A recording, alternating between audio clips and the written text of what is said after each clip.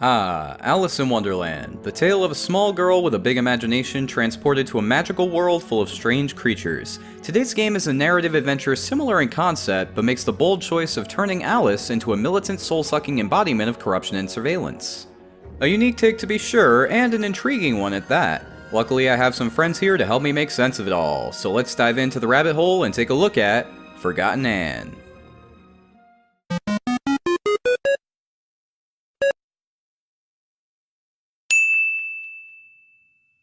The world of Forgotton Anne is one that's been seen before, but is nevertheless a cool concept. A universe where all things go after being lost or forgotten and come to life. Socks, lamps, even guns, you name it, any item that gets left behind is transported to this world and turned into a Forgotling. At the center of the story is Anne, a young human woman trapped in the Forgotling world along with her master Banku. Her role is to enforce the rules and regulations Banku put in place in order to keep work on a bridge to the real world consistent and on schedule. On her wrist is the Arca, a device used to control anima, the aura that keeps Forgotlings alive, and uses the Arca both as a tool to control various pieces of machinery and as a weapon to drain aggressive Forgotlings of their life force. However, choices must be made with caution, since a drained Forgotling can never be restored. At the start of the game, Anne is woken up by an explosion started by some rebels working against Banku, and she sets out to find them. Over the course of her journey, Anne will attempt to discover the rebels' plans, chase down their leader, and learn the truth about her world.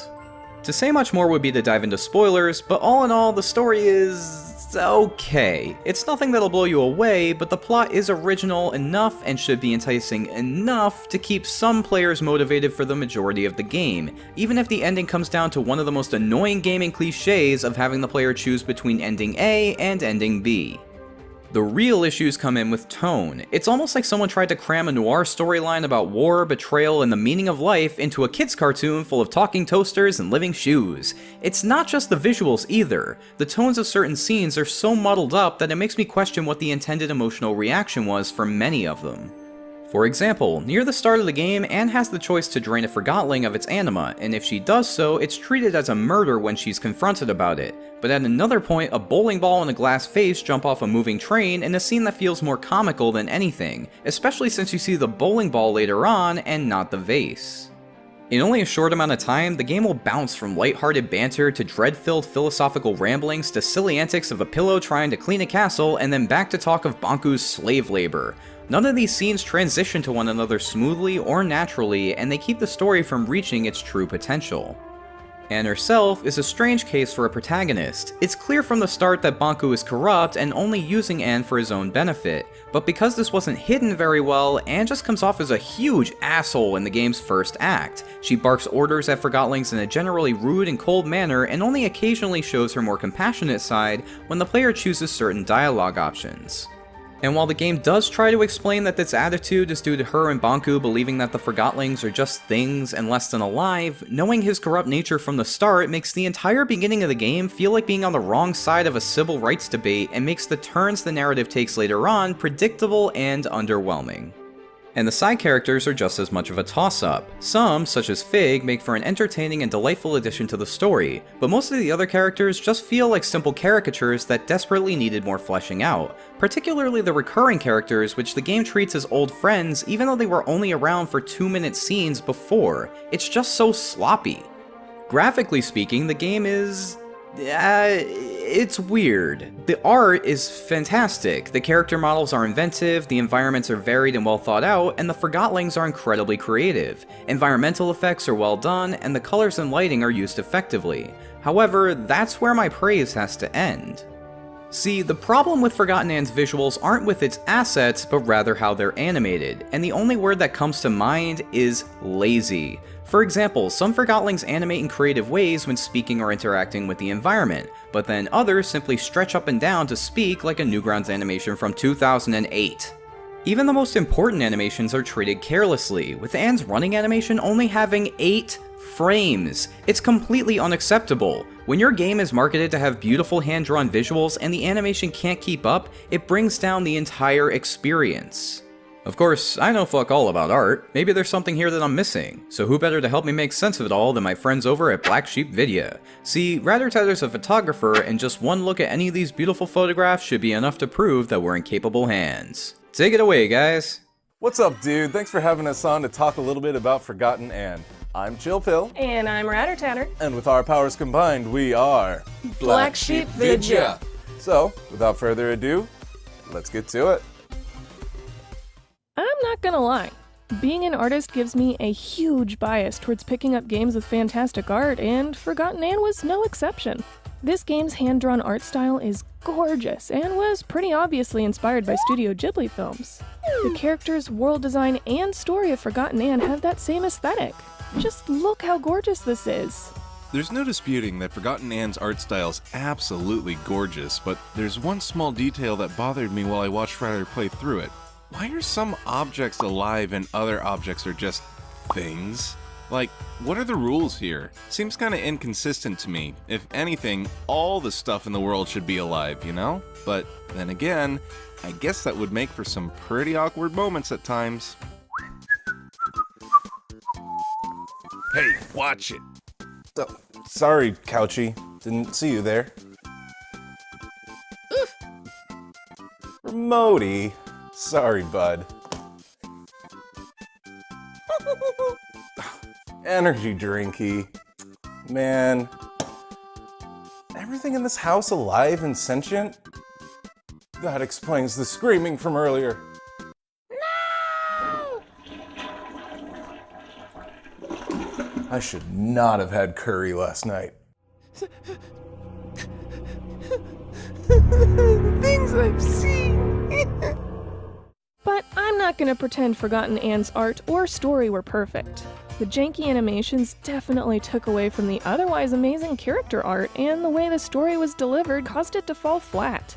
Not to mention the infuriating gameplay mechanics. I wish Throughline Games had stuck to their inspiration material and just made a stunning Ghibli-esque film, as a lot of the game's flaws stemmed from them making it into a game. But we'll just have to settle for dreaming of what could have been. Alrighty then, thanks so much for the help, I'll see you both over in your review. Putting the art aside, there is another redeeming aspect to the game's presentation, and that's the music. A beautiful orchestral score performed by the Copenhagen Philharmonic is an absolutely wonderful and welcome addition to the game. While it does have the same issues as the story in regards to tone, I only blame the writers, as the composers didn't have much to work with. Now, for those who might say that I set my expectations too high, I have 3 things to mention. First, don't make promises in your trailer that your game can't keep. Second, the game was backed by Square Enix, so it's not like they didn't have any funding. And lastly, games like Cuphead prove that hand-drawn visuals and fantastic animation can coexist if a developer is willing to put in the effort, even if they're just an indie. Then there's the voice acting. Anne and Finn are voiced well, giving emotional and captivating performances appropriate for leads. However, the side characters are a complete toss-up in terms of quality. Terrible accents, awkward delivery, and a lack of talent to make up for the poorly written dialogue run rampant from start to finish. Finally, we arrive at the gameplay. While Forgotton Anne is primarily a story-driven game, it does have elements of platforming and puzzle solving to round out the experience. It would be a fantastic idea if any of it was fun, challenging, or intuitive. Starting with the controls, Anne moves around the map with the keyboard, with the ability to run for short distances as well. When her arca contains anima, she's also able to use her wings to perform a super jump. While this may seem fine, it's executed in such a strange and unintuitive way that even the simple act of traversing the environment is disappointingly tedious. For one, the wings are activated by hitting the control key, and sprinting requires the player to hold down shift, meaning that in order to take a running super jump, the player is required to bend their hand in a really unnatural way.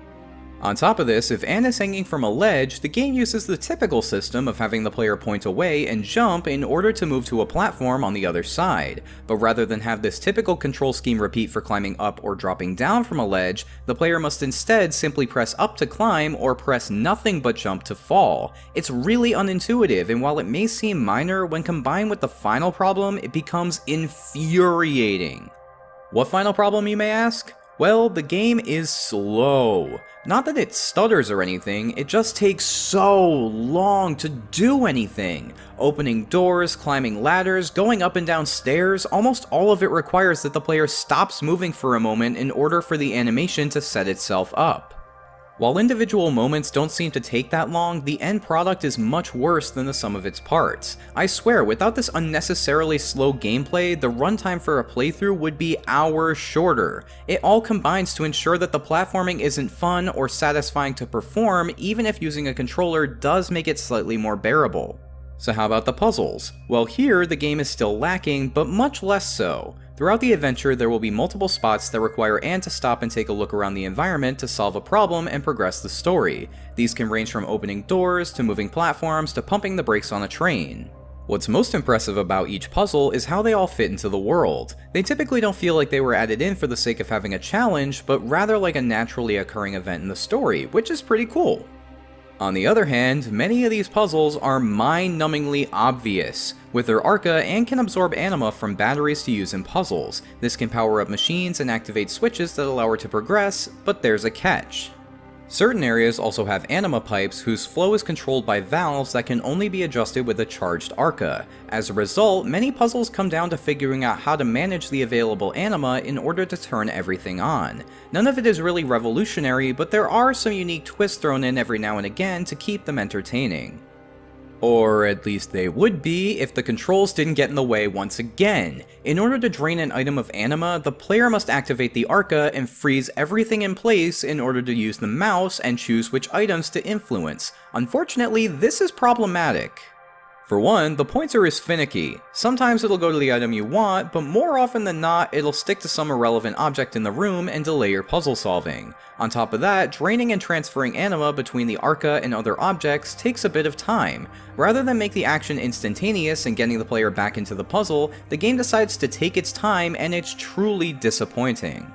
And whoever decided that Anne needed stamina for her run, and also that this rotary phone should be controlled with the keys instead of the mouse, needs to be fired immediately. And while we're talking about wasting time, there's one final note I should mention. Anne can only hold one charge of Arca at a time, which means that if you don't have enough Arca to solve a puzzle and the only charge is available a 2-minute walk away, you have to go off to fetch it before being able to continue the puzzle. This makes the entire process a war of attrition rather than a test of mental fortitude, and while these delays may not seem like much, in a 5-hour-long game as poorly paced as this one is, where every action takes forever to execute, these annoyances add up. So that's Forgotton Anne. I know I harped on this game's animation quality and gameplay quite a bit, but when it comes down to it, the game is really about the story. And while that's not the best, it is at least acceptable, which is why Forgotton Anne for the PC gets a 5.5 out of 10. This game does have potential, and I'd like to see Throughline Games take their time with their next title, and hopefully we'll see something truly special emerge. That being said, I hope you enjoyed the review. Big thanks to Black Sheep Vidya for stopping by. Be sure to check them out by following the link in the description or clicking the end card. Subscribe for more gaming goodness, and as always... Like we always say, sleep tight and have a mighty nifty day today. You always say that? Yeah.